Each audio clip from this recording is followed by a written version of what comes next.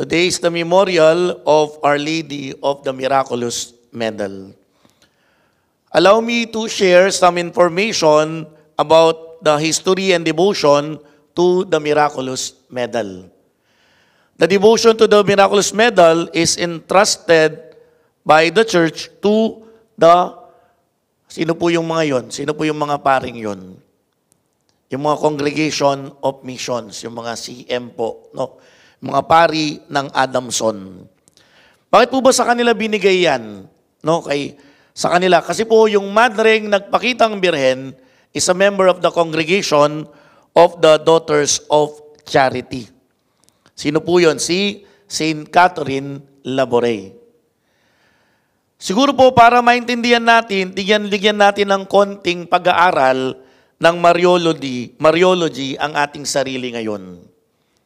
Kasi madalas, ang naririnig nating homily, inspiration, kumakanta, entertainment, that is not a homily. A homily should teach people. And a homily is part of the teaching office of the priest. Una, lagi nilang sinasabi, bakit daw sa Katolikong pananampalataya ang daming birhen? Di ba isa lang ang ina ni Jesus?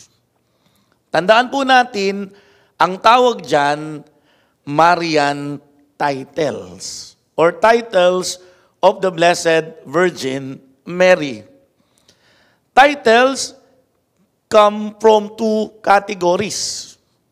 Halimbawa, in devotion ni King, Our Lady of Fatima. Bakit ba Fatima? Kasi nagpakitang birhen sa Fatima, Portugal on May 13, 1917. And marami pa yon, consecutive yon, until October 13. Bakit merong Miraculous Medal? Nagpakitang birhen July 1830 at nagpakita siya primarily, yung pinaka-importante doon, yung November 27, 1830 kay Saint Catherine Labouré. Yun yung unang category. Nagpakitang birhen doon, kaya may Our Lady of Miraculous Medal, Our Lady of Fatima, Our Lady of La Salette, no po, in France, Our Lady of Lourdes, also in France. Yung pangalawa po, merong malalim na debosyon. Halimbawa, sa atin po sa Pampanga, bakit Birhen de los Remedios? Kung babalik ka sa Espanya, ang larawan na yan ay parang larawan ng Immaculada Concepcion. Pero yung mga tao nagdadasal doon. Kasi may mga buntis na pwedeng hindi matuloy yung pagbubuntis nila, pumunta sila doon sa sanktuaryo ng Birhen doon at sila'y nakapanganak ng ligtas. Maraming mga bata doon na may sakit, pumunta doon, nagkaroon ng remedyo, binigyan ng kagalingan ng Panginoon sa pamamagitan ng pamimintuho sa Birhen de los Remedios, sa birhen na yun. At maraming may sakit na nabigyan ng immediate healing. That's why when the Spaniards attributed these miracles from God through the intercession of the Blessed Lady, they called the image Nuestra Señora de los Remedios. Immediate remedies were given to them to their devotion to that particular image of the Blessed Virgin Mary, and God has answered their prayers. Kaya yan po yung kailangan nating tandaan.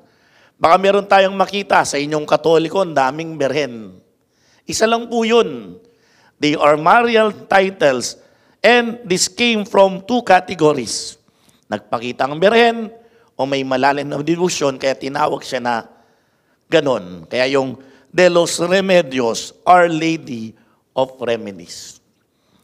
Balik po tayo sa debosyon sa Miraculous Medal. Nagpakita po ang birhen kay Saint Catherine Labouré on November 27, 1830. Kung familiar po kayo sa larawan ng Miraculous Medal, siya po'y nakaladlad ng kamay, may dalang race, then meron pong nakalagay sa kanyang ulunan na, O Mary conceived without original sin, pray for us who have recourse to thee. Tapos meron siyang crown of 12 stars. Yan po ang actual depiction nung nakita ni St. Catherine Labouré ang Inang Beren Maria nung siya'y nagpakita sa lugar na yon. Pero unique po ito. Bakit ang tawag Our Lady of the Miraculous Medal? Nagpakita ang Beren sa Rue du Bac, France. Dapat Our Lady of Rue du Bac. Bakit kaya? Kasi po, nung nagpakita ang Beren, meron siyang binigay kay St. Catherine Labouré, yung medalyon. Galing mismo yun sa instruction ni Mama Mary, have this medallion crafted. Ang sabi ng Beren, nakaladla ng kamay, may grasya, raise sa kanyang both hands. Then merong, O Mary conceived without original sin, pray for us, we have recourse to thee. At the back, yung Marian and Jesus symbol, yung M, krus, that Mary is at the foot of the cross. Then merong 12 stars. Dahil si Mama Mary, she is the queen of the apostles and also the 12 tribes of Israel. And then ano nakalagay doon? Yung Sacred Heart na puso ni Jesus and the Immaculate Heart of Mary.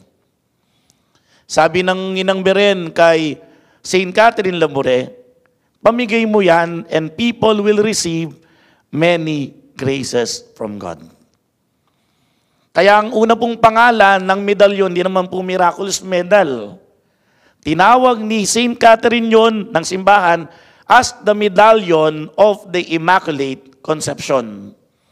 Dahil meron siyang Mary conceived without original sin. Sino man ang meron noon, sila'y nagdebosyon, nagdasal sa Diyos. Sa panalangin ng Beren, maraming sakit ang gumaling. Marami ding mga tao doon, binigay ang medalyon sa kanilang anak na hindi nagsisimba makasalanan, and they were converted and returned to their Catholic faith.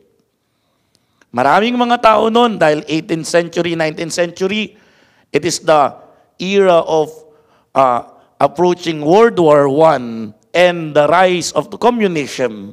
Communism, wala ng taong hindi naniniwala sa Diyos. They return to their faith. Dahil maraming attributed miracles from the medallion of the Immaculate Conception, it is now called the Miraculous Medal. That's why when the Church approved the title, hindi mo pwedeng iiwalay kay Maria yung medalyon na yun. No?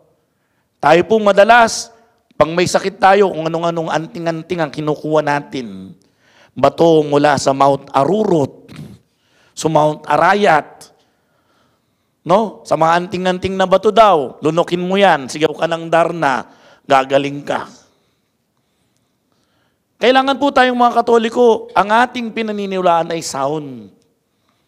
Huwag tayong maniwala sa anting-anting, amulets, because we have sacramentals that we can gain graces, healing, protection from God.